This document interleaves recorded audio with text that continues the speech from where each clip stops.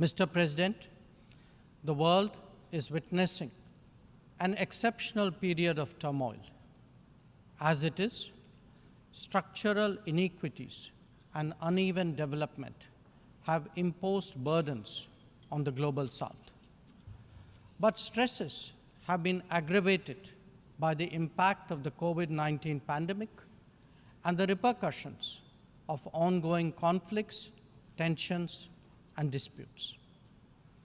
As a result, socio-economic gains of recent years have been rolled back, resources for sustainable development are severely challenged, and many countries really struggle to make ends meet.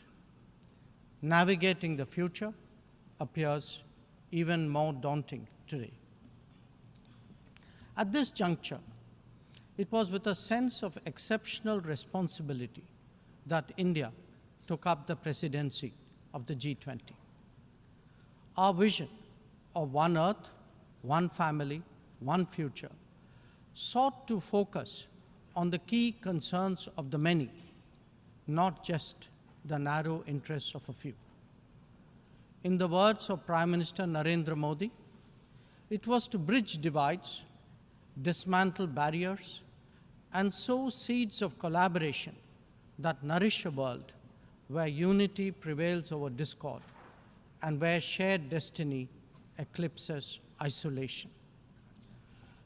The New Delhi G20 Leaders' Declaration articulates our collective ability to do so. Excellencies, friends, at a time when East-West polarization is so sharp and the North-South divide so deep, the New Delhi Summit also affirms that diplomacy and dialogue are the only effective solutions. The international order is diverse, and we must cater for divergences, if not differences. The days when a few nations set the agenda and expected others to fall in line are over. As the United Nations itself symbolizes, finding common ground is an imperative. To listen to others and to respect their viewpoints, this is not weakness, it is the basics of cooperation. Only then can collective efforts on global issues be successful. Recognizing that growth and development must focus on the most vulnerable, we began the G20 presidency by convening the Voice of the Global South Summit. This enabled us to hear directly from 125 nations and place their concerns on the G20 agenda. As a consequence, issues which deserve global attention got a fair hearing. More than that, the deliberations produced outcomes that have great significance for the international community.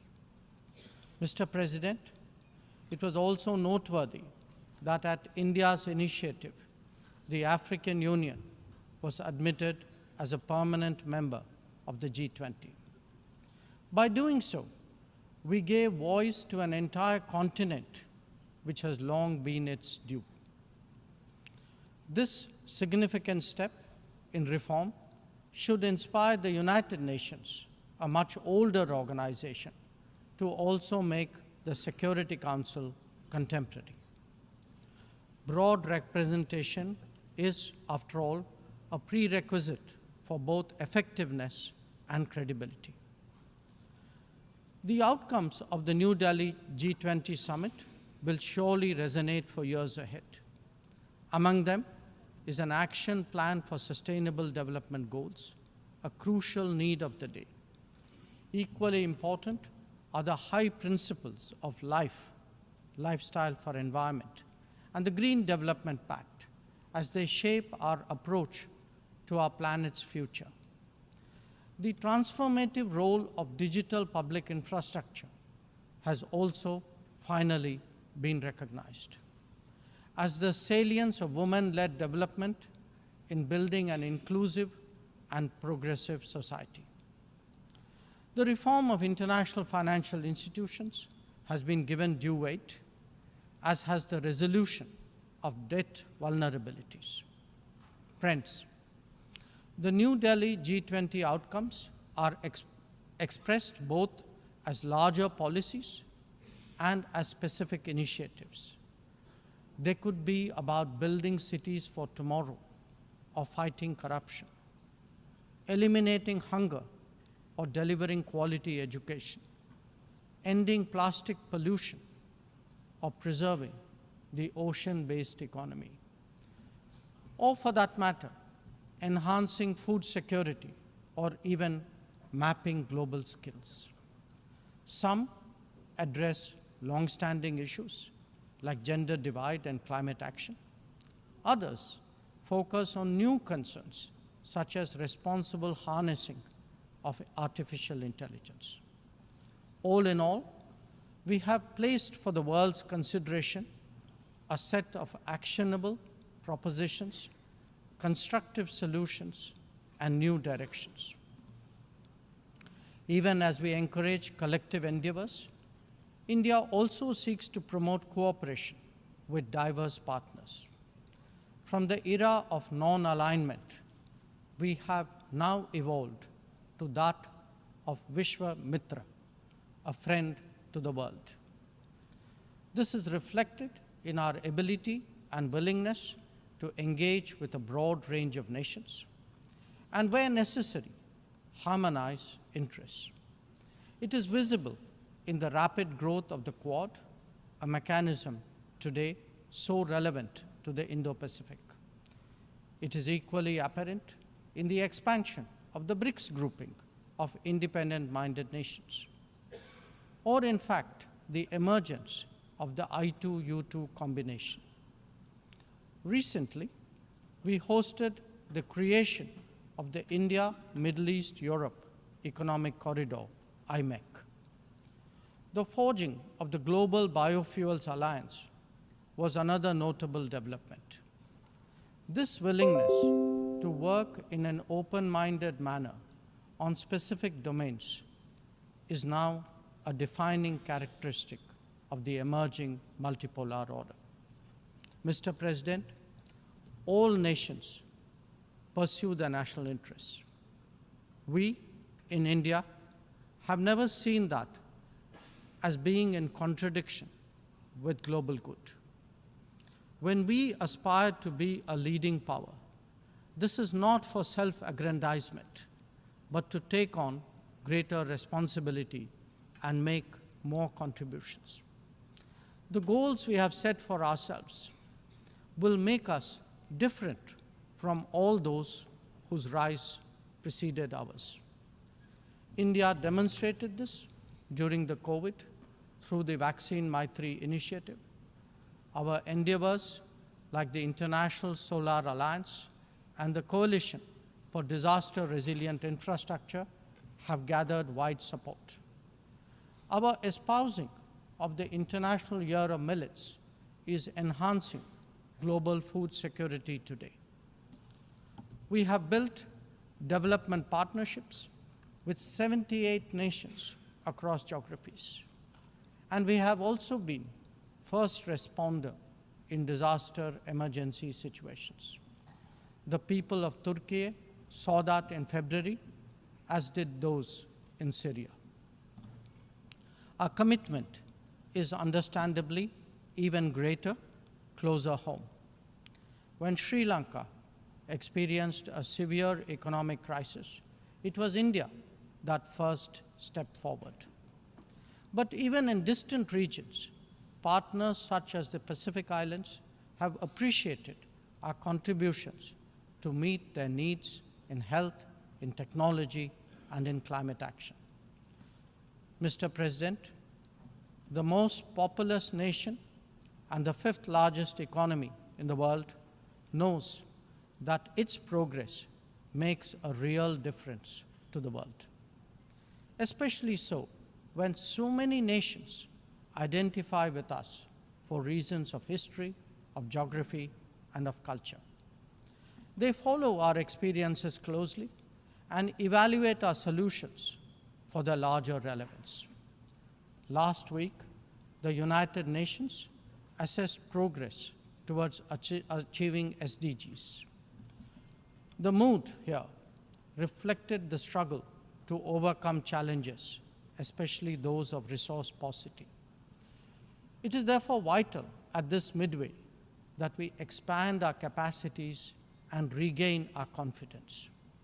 As the largest contributor to meeting SDG targets, India's achievements should give heart to others on this journey.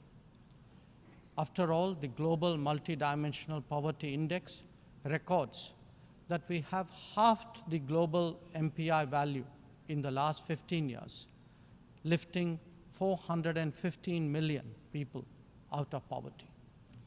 That progress has now moved on to a higher level with ambitious socio-economic initiatives covering financial inclusion, food and nutrition, health and water supply, as well as energy and housing.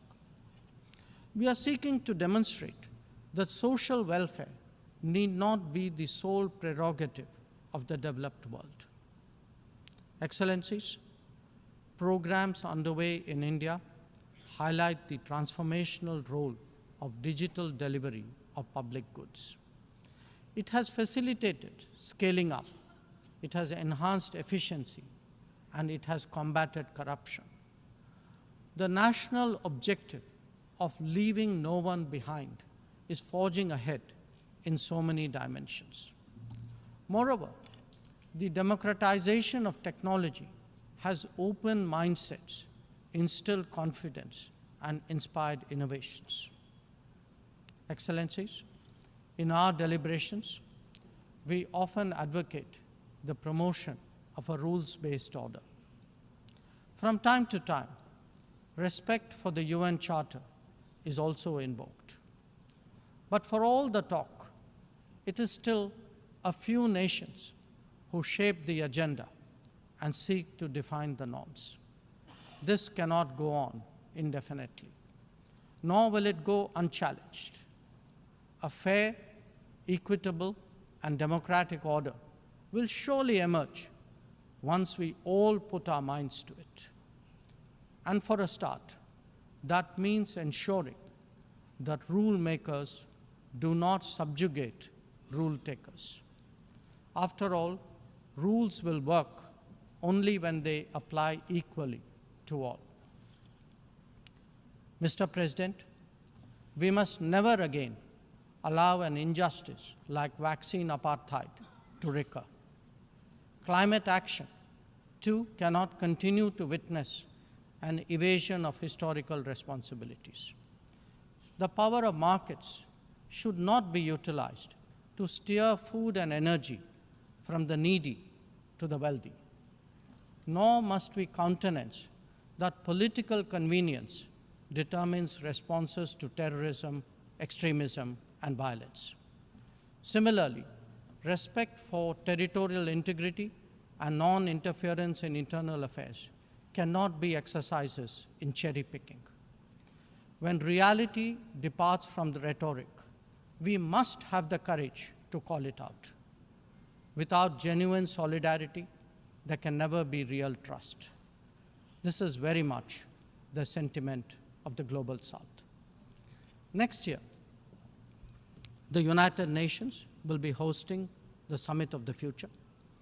This should serve as a serious opportunity to drive change, champion fairness, and reform multilateralism, including the expansion of the Security Council memberships. We must address global challenges imbued with the conviction that we are one Earth and one family with one future. Excellencies, friends, India has entered the Amrit Kal, a quarter century where greater progress and transformation awaits us. We are confident that our talent and creativity, now so visibly unleashed, will power us forward. The world saw a glimpse of what is to come when our Chandrayaan-3 landed on the moon. Today, our message to the world is in digitally enabled governance and delivery, in the widening ambit of amenities and services, in rapidly growing infrastructure, and in our energetic startup culture.